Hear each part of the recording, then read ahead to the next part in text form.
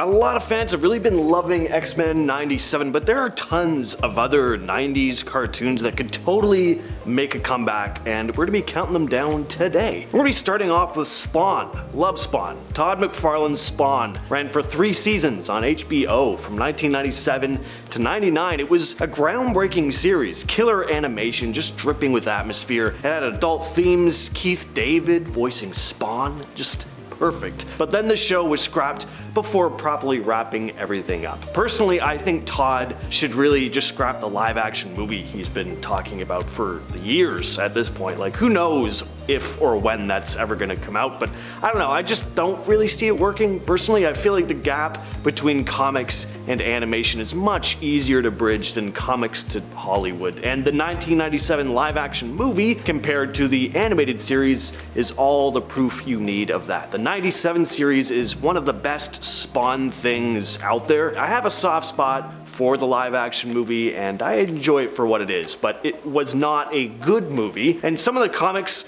are fantastic, but they can be pretty hit and miss. The animated series though, this is the most focused that Spawn has ever been. I think by the time this series came out, Todd felt like the comics had gotten a little out there and he wanted to bring things back down to earth a bit. This is the tone McFarlane was trying to hit from the beginning. This is the Spawn he envisioned and it's great. You still have some crazier stuff in there like overt kill, but overall it's a much grittier street level kind of series. And I, as well as many other Spawn fans, I'm sure would love to see this series get a revival. Get Keith David back in there as Al Simmons. I can't see anyone else in the role. Next up we have Gargoyles, one of the coolest things Disney has ever churned out in my humble opinion. It was just so perfect for the time. It fit right in there with Batman the Animated Series. This show had amazing character designs, the music was dramatic and added to the gothic tone, and it had an absolutely stellar voice cast with like half the Star Trek The Next Generation crew on deck, and of course Keith David as Goliath. I rewatched this show about a year ago and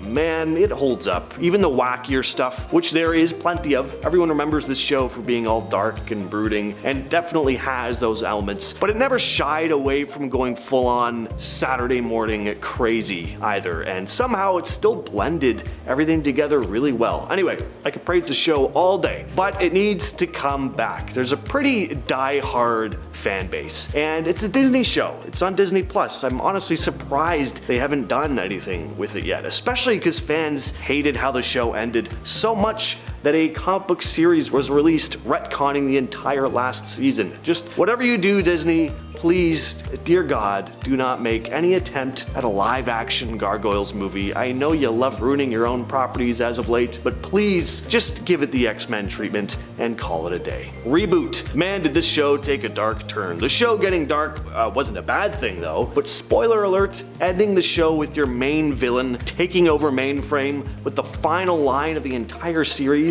being Megabyte saying, "Prepare yourselves for the hunt." Not really the closure fans probably wanted. Reboot really deserved better. Unfortunately, the show just never really took off outside of Canada, and even here, it was never a huge thing. I mean, I liked it, but I think it was hard for kids to really pinpoint what the hell the show was. It was the first all CGI animated show for one, so it had a sort of eerie, uncanny valley vibe about it, even for the time. I mean, I really liked this show as a kid, but it still creeped me out. Like, definitely had some uncomfortable nightmares featuring hexadecimal, but the show was super original, very ahead of its time, and again, it does have its cult fan base, and as much as I don't want to bring it up, the only thing we've seen from Reboot since 2001 was Reboot The Guardian Code. It's Reboot in name only. I couldn't get through a single episode. Speaking of early CG animation though, how about Beast Wars Transformers, or Beasties as was called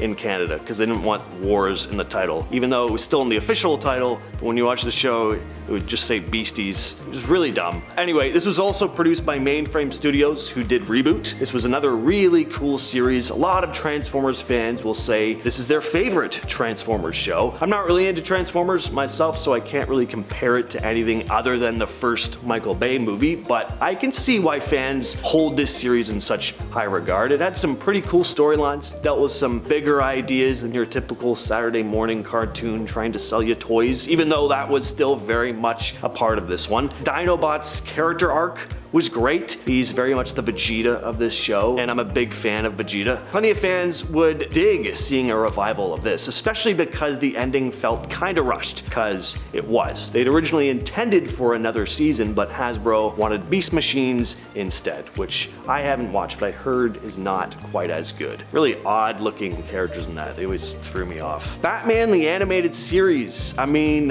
what can I honestly say about this show that hasn't already been said? It's a masterpiece. This is one of, if not the best, pieces of Batman media outside of the comics. It just so perfectly encapsulates Batman. It has the dark, shadowy noir elements of the original comics, while also embracing some of the campier sides of Batman. No matter what era or style of Batman you're a fan of, this show had something for pretty much everyone. But the overall tone was always on point. Blended everything so well. They pulled a bit of a Seinfeld with this one and ended the show when it was still very much a popular thing, leaving fans wanting more. And maybe that's a good thing. I mean, Batman the Animated Series is a classic now. No decline in quality to stain its legacy. Might be best to leave it untouched, but I think everyone kinda hopes to dip back into this world again, even just for an hour-long special or something like that. Next on the list is Berserk. Surprisingly, the first anime I've had on this list. Yeah, Berserk. Just peak anime, peak manga, really. It's never gotten a good anime rendition other than this 1997 series. Problem is, though, it only completed one arc, which is also a flashback. A very important arc, no doubt, but you never get to see Guts in his lone wanderer phase outside of the very opening of the show. Luckily, anime is way more stringent about sticking to manga source material, for the most part anyway. So unlike Marvel cartoons where the comics and shows are vastly different, you can finish the Berserk anime and then continue reading on with the manga if you choose. But then you might as well just read the manga from the start. Berserk really just needs a complete anime rendition in this 2D style of the 1997 anime. There is the 2016 Berserk, but yikes. For how intricate and textured Kentaro Miura's work is in the manga, it's almost blasphemous how janky that newer series looks. Just really bad. With the success of X-Men 97, it wouldn't be a big stretch to see the 90s Spider-Man cartoon get a revival too, especially because it ended in such a bizarre way. Some people dig that ending, others think it just left too much up in the air. Spoiler alert. Never seeing Spidey finding Mary Jane kind of left people like, well, does he find her? It was an interesting ending, though, with Spider-Man actually meeting Stan Lee. Very metaphysical, but I'm sure there are a lot of fans who would love to see a revival of this series, not just to get a more tightly wrapped ending, but for the pure nostalgia of it. That opening theme song just amped me up when I was little. Alright, here's a bit of a curveball. Tales from the Crypt and Tales from the Crypt Keeper. Why not? Animated and live action. Let's just bring them both back from the Crypt. Great thing about Tales from the Crypt is that it's an anthology series, so even though it was live action, they wouldn't need to worry or work around actors being too old to reprise roles and whatnot. And even better, the only character who is in every episode, the Crypt Keeper, is a puppet. So they could just slide him right back onto screen to deliver all those ghoulish puns once again. I think this would be a really fun revival. Plus, this day and age, we have far too many continuous plots than to know what to do with. I mean, like, who has the time for all these serials? With this though, you could just watch an episode here and there and get a nice, full,